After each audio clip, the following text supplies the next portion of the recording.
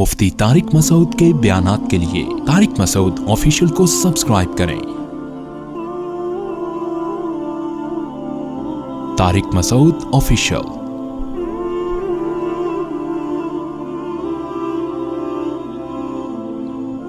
بات سے بات چل پڑی ہے تو ڈاکٹر ذاکر نائک اللہ تعالیٰ ان کی عمر میں برکت دے، ان کا بھی ایک کلپ نظر سے گزرا۔ انہوں نے بیان ریکارڈ کروایا کہ بار بار لوگ ایک چیز کے بارے میں پوچھتے ہیں، ہے تو حیا کے خلاف۔ آج کل لڑکوں میں جو ایک برائی چل پڑی ہے، اپنے ہاتھ سے اپنی خواہش پوری کرتے ہیں، اس کے بارے میں نے بھی بہت عرصہ اس مسئلے پر بیان نہیں کیا، خاموشی اختیار کی ہے، لیکن ان کا کلپ بہت زیادہ وائرل ہوا ہے۔ تو لوگ پھر بار بار ہم سے کہہ رہے ہیں آپ ریکارڈ کروائیں۔ میں بار بار کہتا ہوں بھائی ڈاکٹر ذاکر نائک ہمارے سر آنکھوں پہ، لیکن وہ مفتی نہیں ہے، فتویٰ دینے کی ان کو پرمیشن نہیں ہے، کسی ادارے سے باقاعدہ فتوے کا علم حاصل نہیں کیا۔ یہ بات حضرت مفتی تقی عثمانی صاحب، جن کو ڈاکٹر صاحب اپنا استاذ مانتے ہیں، انہوں نے بھی حضرت مفتی تقی عثمانی صاحب نے بھی ڈاکٹر ذاکر نائک سے یہ بات بہت مضبوط لہجے میں کہی ہے کہ آپ اس معاملے میں جو آپ کی فیلڈ ہے وہ بہترین ہے، اس میں اللہ نے آپ سے بہت کام لیا ہے اور ساری دنیا آپ کے ساتھ ہے۔ اس مسئلے میں بھی انہوں نے کچھ روایتیں پیش کی ہیں، کچھ آیات پیش کی ہیں، لوگ حوالے کو دیکھ رہے ہوتے ہیں۔ قرآن مجید میں صاف طور پہ اللہ تعالیٰ کا ارشاد ہے، فَمَنِ ابْتَغَىٰ وَرَاءَ ذَلِكَ فَأُولَٰئِكَ هُمُ الْعَادُونَ، جو اپنی خواہش، اپنی زوجہ اور باندیوں کا سسٹم ختم ہو گیا، باندی نہیں ہو سکتی، اپنی خواہش اپنی زوجہ کے سوا کسی بھی راستے سے پورا کرے گا، قرآن کے صاف الفاظ ہیں، یہ لوگ اللہ کی حدود کو بولو بھائی توڑنے والے ہیں، بالکل حرام ہے، اسلام میں اس کی کوئی گنجائش نہیں ہے۔ حضرت عثمان ابن مظعون رضی اللہ تعالی عنہ، صحیح حدیث ہے، یہ فرماتے ہیں کہ ہم جب سفر میں ہوتے تھے تو ہم پہ اپنی بیویوں سے دوری بہت شاق گزرتی تھی، صحت مند تھے نا، تو عورت یعنی اپنی بیوی سے دوری ہم پہ سفر میں بہت شاق گزرتی تھی، ہم نے نبی سے اجازت مانگی کہ ہم اپنے آپ کو خسی کر دیں، اپنی مردانہ قوت کو ختم کر دیں، فنہانا، آپ نے ہمیں اس کی اجازت بولو نہیں دی۔ اگر اس عمل کی ذرا سی بھی گنجائش ہوتی تو صحابی کو اپنے آپ کو کوئی ایسی خوراک کھا کے یا کوئی بھی عمل کر کے اپنے آپ کو خسی کرنے کا خیال آتا؟ بولو کیا ہو گیا بھائی، خیال آتا اپنے آپ کو؟ ان کو پتا ہے ہمارے پاس بیوی سے کانٹیکٹ کے علاوہ اور کوئی راستہ نہیں ہے، تو نبی سے اجازت مانگ رہے ہیں کہ ہم پہ بہت گناہ کا خطرہ ہوتا ہے، زنا کا خطرہ ہوتا ہے، بہت شاق گزرتا ہے ہمارے اوپر یہ عمل، ہمیں اجازت دیتے ہم کوئی چیز کھا لینا۔ آپ نے فرمایا نہ، بلکہ کیا فرمایا، تزوجوا الودود الولود فانی مباہی بکم الامم، فرمایا ایسی عورت سے نکاح کرو جو کثرت سے اولاد دے، میں تمہاری کثرت پہ قیامت کے دن فخر کروں گا۔ کیا مطلب؟ یہ قدرت کی طرف سے تمہارے اوپر شہوت مسلط ہے، اس کا حل یہ کہ نہ چاہتے ہوئے بھی نکاح کرو تم، یہ قدرت نے اس لیے رکھی تاکہ تمہاری نسل بڑھے۔ بڑے آرام سے کہہ دیا جاتا ہے جس کے لیے نکاح کرنا مشکل ہے۔ کیوں مشکل ہے نکاح کرنا آپ کے لیے؟ کہ بھائی نکاح کرنا مشکل ہے تو اب نوجوان لوگ کیا کریں؟ تو مشکل آپ نے بنایا ہے،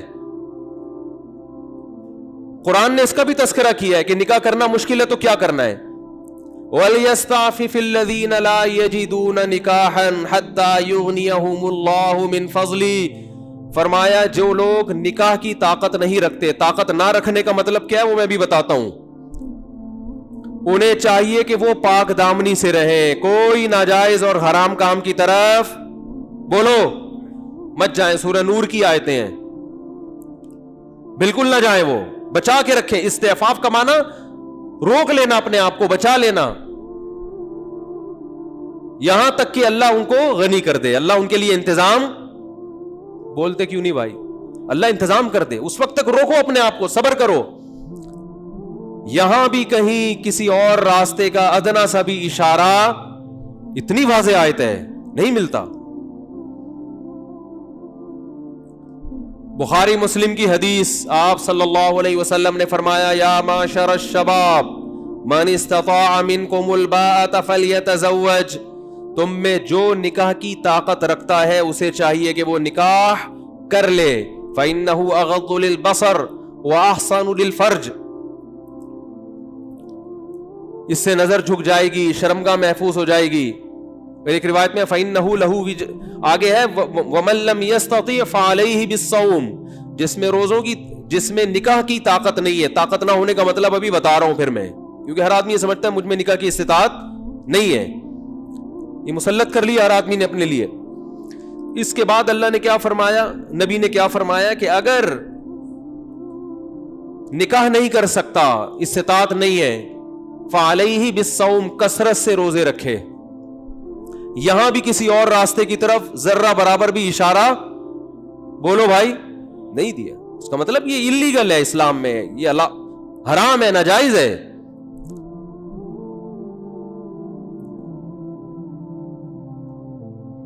باقی رہا یہ مسئلہ کہ فلاں نے یہ لکھا, تو جب آپ اسلامی فقہ میں لاکھوں علماء گزرے ہیں, لاکھوں فقہا, تو کہیں نہ کہیں کسی کے نہ کسی کا کوئی قول نکل آتا ہے. ایسے تو بہت ساری چیزیں حلال ہو جائیں گی, آپ اگر تلاش کرنے پر آئیں تو بہت سارے اقوال آپ کو مل جائیں گے.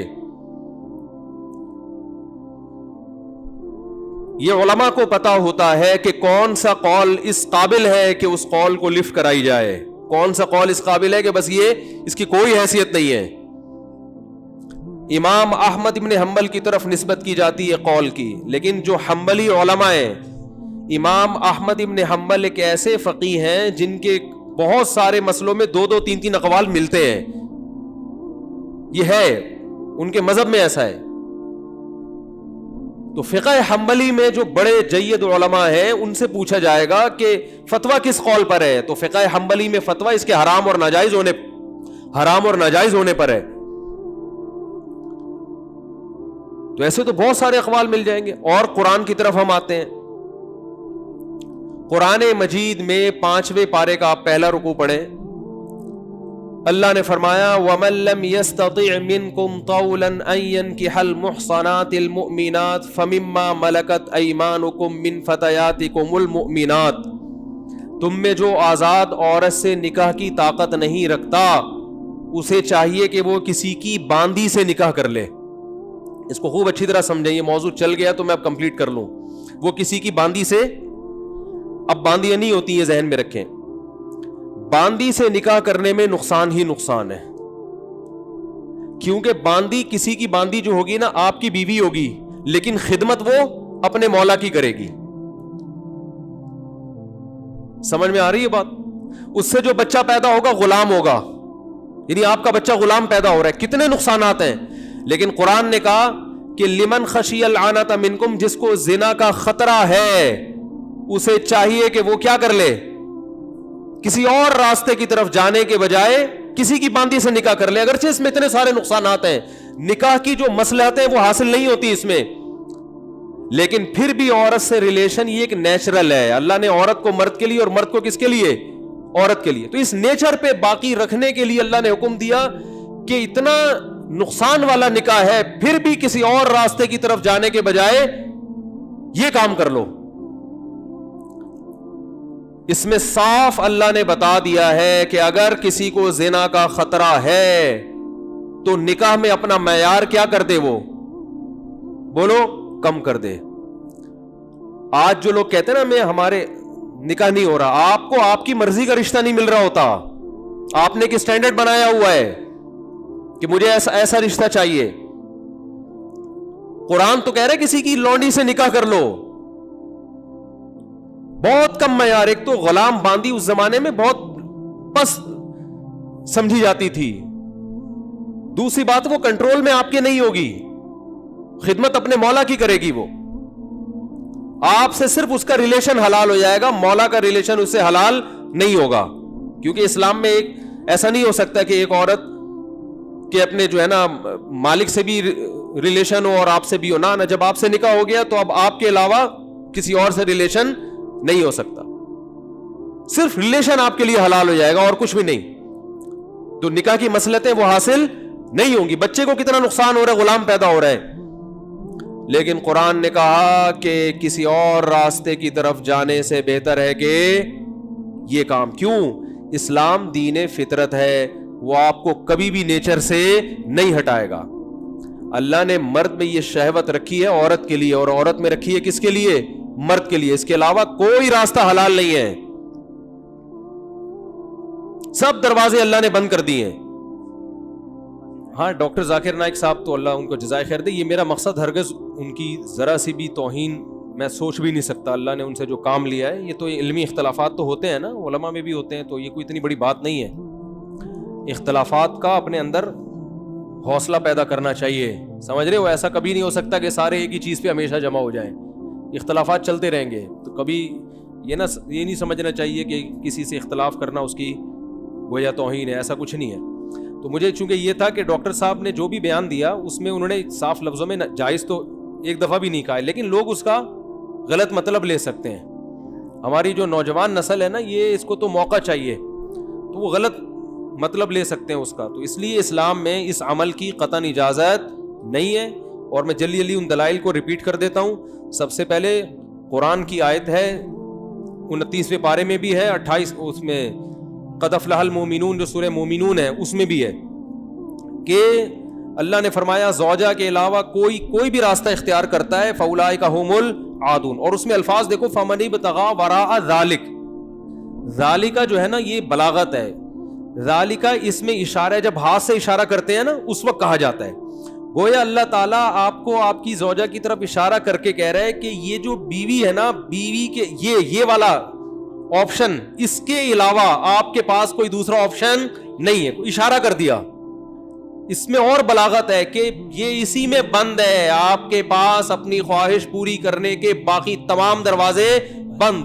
وراء ذلک اللہ نے فرمایا یہ جو راستہ میں بیان کر رہا ہوں, یہ اشارہ کر دیا, الا علی ازواجہم او ما ملکت ایمانہم. تو بہت زیادہ غلو ہے اس آیت میں, مبالغہ ہے یہ بتانے کے لیے کہ تمام راستے اس کے علاوہ بند ہیں.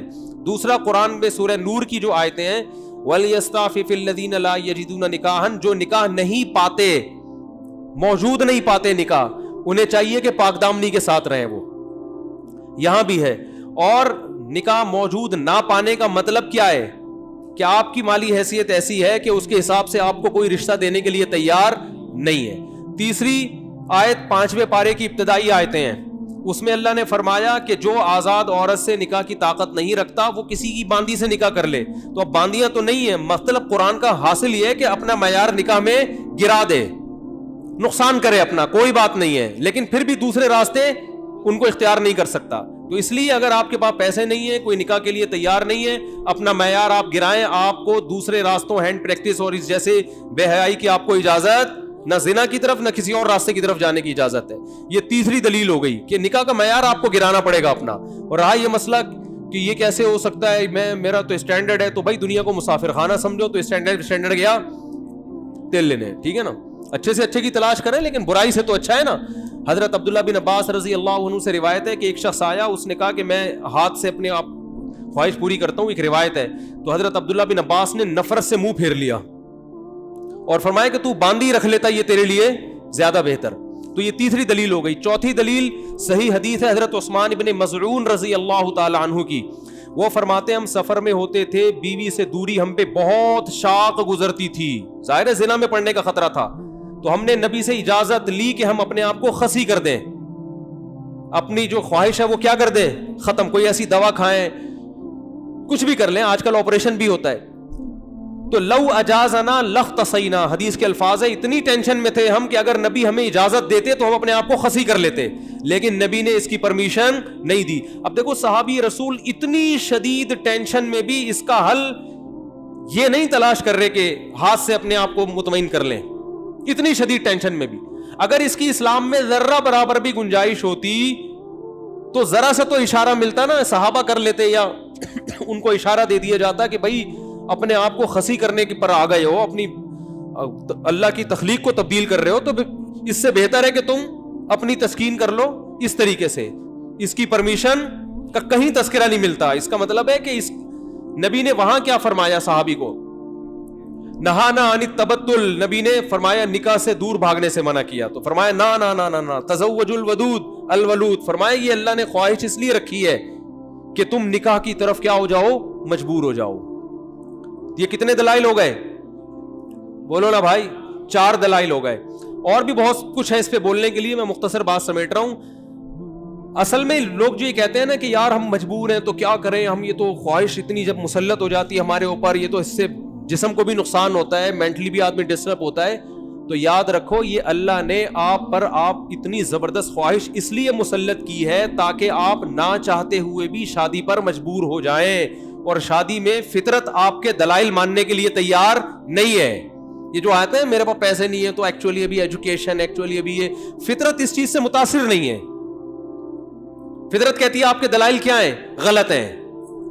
اگر یہ اللہ مسلط نہ کرتے نا مردوں پہ یہ شہوت, تو میرا خیال ہے کوئی 70 سال میں جا کے بھی لوگ شادی نہ کرتے. تو قدرت کا ایک نظام ہے, قدرت ایک سسٹم کے تحت لوگوں کو چلانا چاہتی ہے. اس کا فائدہ یہ ہوگا کہ آپ نہ چاہتے ہوئے کم خاندان کی لڑکیوں سے شادی پر مجبور ہوگے, ان کو گھر ملے گا. اگر مجھ زنی کی اجازت دے دی جائے, مجھے تھوڑی لینگویج صاف استعمال کرنی پڑ رہی ہے, بہت معذرت, مجبوری ہے. اگر اس کی اجازت دے دی جائے تو لوگ نکاح میں کیا کریں گے, تاخیر. نقصان کس کا ہوگا, لڑکیوں کا. لڑکیاں بھی پھر ہینڈ پریکٹس کریں گی, جو کہ کر رہی ہیں, وہ بھی مجبور ہوں گی. تو اسلام نے آپ پر, اللہ نے آپ کے اوپر یہ شہوت اسی لیے مسلط کی ہے کہ یہ آپ کا یہ آپشنل نہیں رہے نکاح, بلکہ آپ کی باڈی کی ریکوائرمنٹ بن جائے کہ بھئی یہ تو کرنا ہی کرنا ہے. اور اس کا فائدہ کس کو ہوگا, عورت کو. بات آ رہی ہے سمجھ میں, اس کا گھر بسے گا. تو اگر اس کی اجازت دے دی جائے, بھئی ایجوکیشن کا ہے, ابھی تو تعلیم ہے, ابھی تو ایکچولی تو نتیجہ لڑکیوں کا کیا ہوگا, بیڑا غرق ہوگا, جو کہ ہو رہا ہے. آپ کہہ سکتے ہیں وہ بھی تعلیم حاصل کرے, ہم بھی حاصل کریں, تو بات یہ کتنی تعلیم حاصل کر لیں گی, اور اگر کر بھی لیں گی تو فطرت کا کوئی آلٹرنیٹ نہیں ہوتا, نیچر کا متبادل نہیں ہے. جو چیز آپ کی باڈی کی ریکوائرمنٹ ہے اس کو بہرحال پورا کرنا ہے. دیکھو اگر آپ کے پاس ایجوکیشن کی وجہ سے کھانے کا ٹائم نہیں ہے, آپ مصروف ہیں جس کی وجہ سے کھانے کا ٹائم نہیں ہے, تو کیا پیٹ آپ کو بھوک لگانا چھوڑ دے گا, ہے بھائی؟ یا کوئی ڈاکٹر یہ فتویٰ دے دے گا کہ چونکہ آپ کے پاس کھانے کا ٹائم نہیں ہے لہذا آپ اگر نہیں بھی کھائیں گے تو صحت کو نقصان نہیں ہوگا؟ کوئی بھی سمجھدار ڈاکٹر ہوگا وہ کہے گا بھائی آپ کے پاس ٹائم ہو یا نہ ہو, آپ کے باپ کو بھی کھانا پڑے گا آپ, ورنہ باڈی کا نقصان ہوگا. تو یاد رکھو, جس طرح روٹی ضروری ہے مرد کے لیے, اسی طرح عورت, اور عورت کے لیے اسی طرح مرد ضروری, باڈی کی ریکوائرمنٹ ہے. تو اسلام چونکہ نیچر کے خلاف نہیں چلاتا آپ کو, اس لیے اسلام نے تمام راستے بند کر دیے خواہش پوری کرنے کے, کیونکہ وہ سارے ان میں سے کوئی بھی نیچرل نہیں ہے. صرف ایک ہی نیچرل ہے کہ مرد کا کانٹیکٹ عورت سے اور عورت کا مرد سے, اس کے علاوہ کوئی نیچرل نہیں. ہاں ایک آخر میں بات ضرور کہوں گا, ڈاکٹر ذاکر نائک صاحب اللہ ان کی عمر میں برکت دے, انہوں نے یہ کہا ہے کہ زنا سے بچنے کے لیے اگر کوئی یہ عمل کرتا ہے تو شاید مستحب ہو. تو یہ بھی ایک اصول یاد رکھیں, بڑی برائی سے بچنے کے لیے اگر کوئی چھوٹی برائی کرتا ہے تو ہم یہ تو کہیں گے کہ یار چلو بڑی سے بچ گیا, لیکن اس چھوٹی کو بھی برائی ہی کہا جائے گا. کوئی اگر ہیروئن کا عادی ہے, ہم اسے ہیروئن چھڑوانے کے لیے چرس پہ لے آتے ہیں کہ یار چلو اس سے تو بچے گا نا, اب ایک دم تو نہیں چھوڑ سکتا. تو یہ اس عمل کی یوں تو تعریف کی جائے گی کہ یار چلو اس برائی سے بچ گیا, لیکن اس کی بیس پہ چرس کو آپ یہ کہہ دیں, شروع کر دیں کہ چرس جائز ہے یا وہ بھی کوئی افضل چیز ہے, اس کی پھر بھی اجازت نہیں ہوگی. تو اصل راستہ یہی ہے کہ کسی کو زنا کا خطرہ ہے, بھاگے وہاں سے بس, اور وہ کس کی طرف لپکے, نکاح کی طرف لپکے, معیار اپنا گرائے. اور پھر بھی نکاح نہیں ہوتا تو روزے رکھے کثرت سے تاکہ جسمانی قوت ٹوٹے. اور آخری بات یہ کہ یہ جو عمل ہے ہینڈ پریکٹس کا, یہ زنا سے انسان کو بچاتا بھی نہیں ہے. یہ بھی 100% غلط ہے کہ اس کے کرنے سے آدمی زنا سے بچ جاتا ہے, کیونکہ اس میں آدمی کی ڈیزائر پوری طرح پوری نہیں ہوتی, اس کی ٹھڑک بڑھتی ہے, کم نہیں ہوتی. اگر کوئی زنا یہ کام کر بھی لے نا, پھر بھی زنا کی طرف لپکے, بلکہ اور زیادہ لپکے گا, کیونکہ یہ خواہش نفس ایسی چیز ہے کہ یہ پوری کرنے سے بڑھتی ہے. آپ کے جو دل کی خواہش ہے نا، نفس کی خواہش، یہ پورا کرنے سے کم نہیں ہوتی بلکہ بڑھتی ہے. جو اپنے آپ کو روکتے ہیں تو ان میں تو کنٹرول میں رہتی ہے، جو نہیں روکتے ان کی کنٹرول سے باہر ہوتی ہے. یہ تو یہ حل بھی نہیں ہے، یعنی میڈیکلی بھی یہ حل نہیں ہے زنا سے بچنے کا کہ یہ کام کرو. جو جتنے بڑے بڑے زانی ہیں پہلے انہوں نے یہ کام کیا ہے، اس کے بعد جا کے زنا کی طرف گئے ہیں، اور جنہوں نے اپنے آپ کو اس عمل سے بچا لیا وہ زنا سے بھی بچے رہتے ہیں. تو زنا سے بچنے کا جو قرآن میں اور احادیث میں ہمیں طریقہ ملتا ہے، جیسے یوسف علیہ السلام تھے، ان کو عورت نے دعوت دی زنا کی، وہ بھاگے ہیں، بس نکلنے کی کوشش کی انہوں نے وہاں سے. تو اصل حل اس کا یہ ہے. اور آخری بات یہ کہ یہ میں مانتا ہوں بہت سارے نوجوانوں کے حالات سامنے آئے ہیں جو اس لت. اچھا یہ بھی ایک فالٹ ہے اس میں کہ یہ عمل ایک دفعہ ہوتا نہیں ہے. آپ جو نوجوانوں کی ہسٹری جمع کریں نا تو ایسا نہیں ہوتا کہ جس نے ایک دفعہ کیا تو بس زندگی میں ایک ہی دفعہ کیا کہ یار بہت زیادہ مجبور ہو گیا تھا تو یہ عمل کر لیا. نا نا نا نا، جس نے ایک دفعہ کیا وہ دن میں 10 دفعہ بھی کرتا ہے. پھر یہ عمل اس کو ایسی حس اس کی بڑھ جاتی ہے اور ٹھڑک بڑھ جاتی ہے کہ پھر یہ معاملہ اس کے کنٹرول سے باہر نکل جائے. وہ 100 بار توبہ کرے گا، 100 بار توبہ توڑے گا وہ.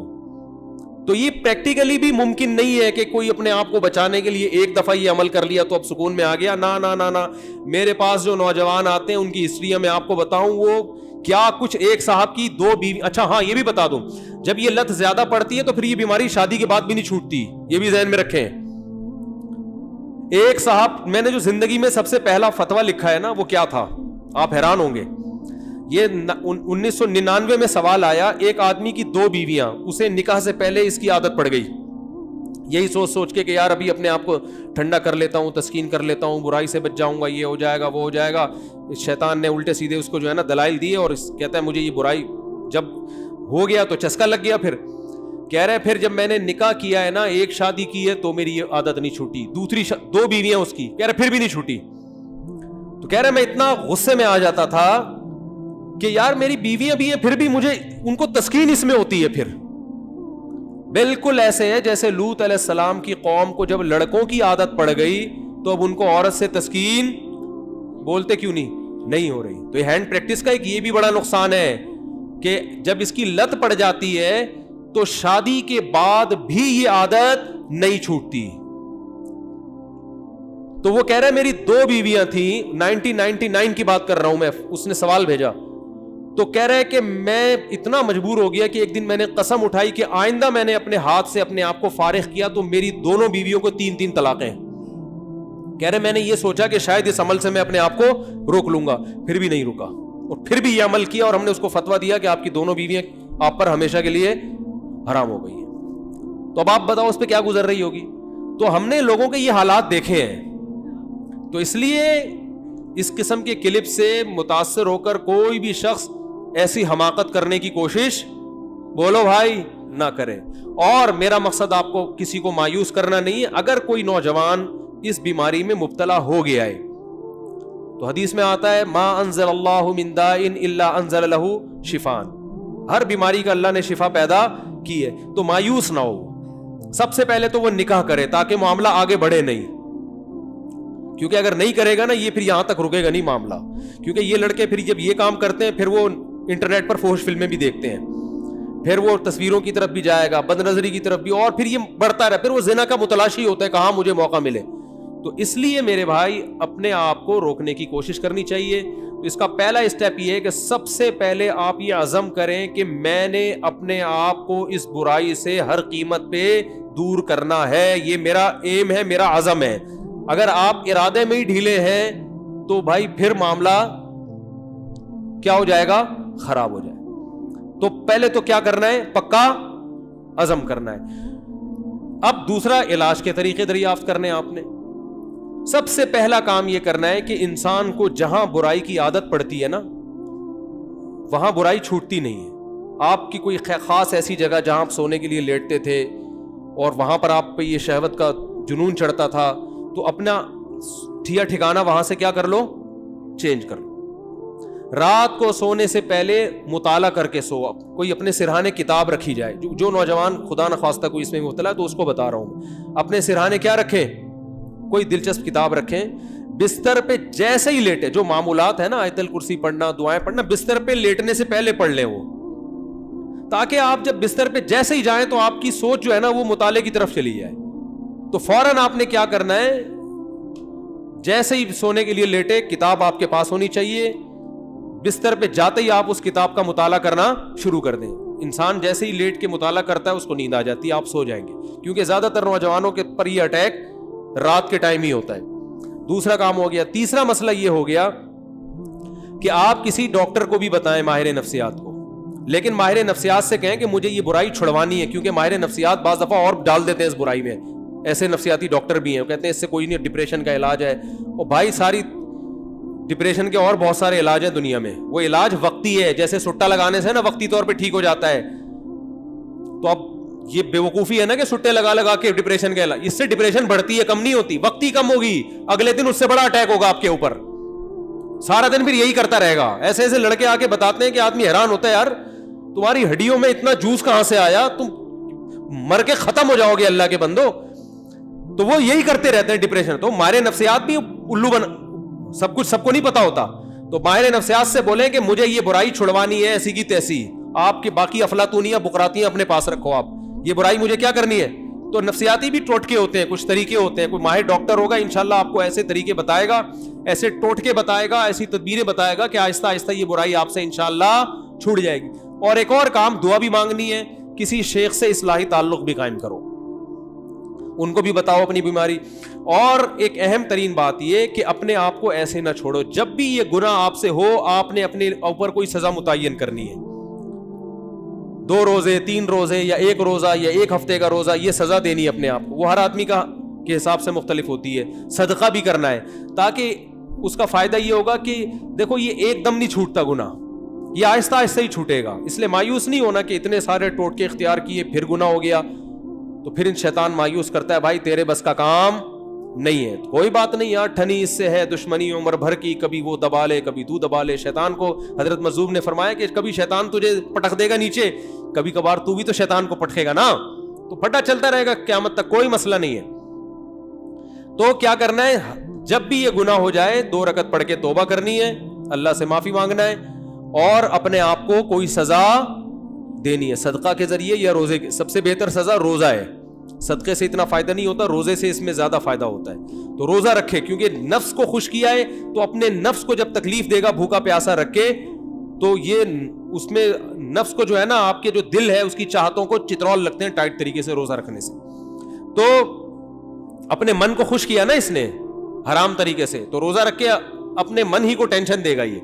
تو روزہ رکھنا بہت زبردست اس کا ایک علاج ہے. تو کیا کرنا ہے, جب بھی یہ جرم ہو جائے تو روزہ رکھ کے اس کی تلافی کرنی ہے. اس کا نہیں بھی چھوٹتا تو ٹینشن نہیں لینی, آپ نے اپنے قوائف پورے کر دیے. اور آخری بات یہ کہ روزانہ ایکسرسائز کا معمول بناؤ. جب آپ صبح جاگنگ کرو گے, شام کو جم جاؤ گے, تو پھر آپ دیکھو گے ڈولے شولے نکل رہے ہیں اور جناب طاقت آ رہی ہے, تو نفسیاتی طور پر انسان پھر غیر اخلاقی سرگرمیوں سے دور ہو جاتا ہے خود بخود, کہ یار میں ایک طرف اتنا اپنی باڈی کا خیال کر رہا ہوں, اسی طرف اپنی صحت کو برباد کر رہا ہوں میں, ہے بھائی. اب میری ساری انرجی جو یوٹیلائز ہو رہی ہے تو ناجائز چیزوں میں ہو رہی ہے. تو یہ لاشعوری طور پر جب انسان مفید کاموں کی طرف آتا ہے تو نیگیٹو سوچ اس کی خود بخود, بولتے کیوں نہیں بھائی, کبھی کسی ہیروئنچی کو جم جاتے ہوئے دیکھا آپ نے؟ وہ نہیں جاتا, کہتا ہے ابے جاؤ باڈی کی ایسی کی تیسی, مزہ تو آ رہا ہے نا چھٹا لگا لیں. تو جو جم جائے گا وہ ہیروئن نہیں پیے گا, جو ہیروئن پیے گا وہ جم نہیں جائے گا. تو اسی طرح جم جانے والے بھی اکثر ان برائیوں سے بچ جاتے ہیں, اور اس برائی سے بچنے کا بہت فائدہ ہے دنیا میں بھی آخرت میں بھی. دنیاوی فائدے کیا ہیں وہ پھر کبھی انشاءاللہ کسی اور وقت بتائیں گے, اخروی فائدے تو ہیں ہی بہرحال. لیکن میں نے آپ کو بتایا اس میں مایوس نہیں ہونا, یہ چیزیں جلدی نہیں چھوٹتی. ایک چیز کی لت اگر پڑ چکی ہو تو پھر ٹائم لگتا ہے چیزوں کو چھوٹنے میں, لیکن لڑتے رہنا ہے زندگی بھر. ہتھیار ڈال کے بیٹھنا نہیں ہے کہ نہیں بھائی اب تو ڈاکٹر فلاں نے بھی کہہ دیا تو فلاں ڈاکٹر نے بھی. ایک لڑکے کو ڈاکٹر نے خود اس مرض میں ڈالا ہے, وہ بچتا تھا ان چیزوں سے, ڈاکٹر کے پاس گیا, ڈاکٹر نے کہا کوئی حرج نہیں ہے اس میں کر لو, کوئی میڈیکلی کوئی نقصان نہیں ہے. میڈیکلی بھی نقصان ہے, حقیقت ہے, یہ کہنا کہ میڈیکلی نقصان نہیں غلط ہے, اور ذہنی طور پر تو بہت نقصان ہے. دیکھو لوط علیہ السلام کی قوم جو برائی کرتی تھی اس سے میڈیکلی کوئی نقصان نہیں تھا, لیکن وہ بیچارے نکاح کے قابل رہے نہیں. وہ کہنے ما لنا فی بناتک من حق, اے لوط ہمیں عورت سے نکاح میں دلچسپی ہی ختم ہو گئی ہے. تو یہ کتنا بڑا نقصان ہے کہ نہیں ہے. تو جو لوگ لڑکوں کے عادی ہو جاتے ہیں ان کو عورت میں دلچسپی ختم. اب میڈیکلی تو سب کچھ صحیح ہے, آئرن بھی صحیح ہے اور جناب پوٹاشیم میگنیشیم سب کچھ صحیح ہے, تو باڈی کو تو کچھ بھی نہیں ہوا, کھوپڑی آؤٹ ہو گئی. تو یہ جو حرکت ہے نا ہینڈ پریکٹس, اس سے بھی انسان مینٹلی کیا ہو جاتا ہے, بہت ڈسٹرب ہوتا ہے, جس سے جو نیچرل ایک پروسیس قدرت نے رکھا ہے, خدا نے رکھا ہے, وہ بہت برے طریقے سے متاثر ہوتا ہے اس عمل سے. تو اس لیے اپنے آپ کو ان تمام ایکٹیویٹیز سے بچا کے رکھنا چاہیے. اور پاک دامنی والی زندگی وہ یہی ہے کہ جلد سے جلد, میں تو کہتا ہوں لڑکا بالغ ہو, ماں باپ کو چاہیے فوراً شادی کر دو اس کی, اس طرف اس کو آنے ہی نہ دو. اور اس کے غلط ہونے کی ایک بڑی دلیل یہ بھی ہے کہ جس نوجوان نے دوسروں سے نہ سنا ہو یا بر وقت شادی ہو گئی ہو, وہ کبھی یہ کام نہیں کرتا, اس کا کبھی دماغ جائے گا ہی نہیں. یہ خود اس کی علامت ہے کہ یہ نیچرل نہیں ہے یہ. تو اللہ تعالیٰ سب کی حفاظت فرمائے.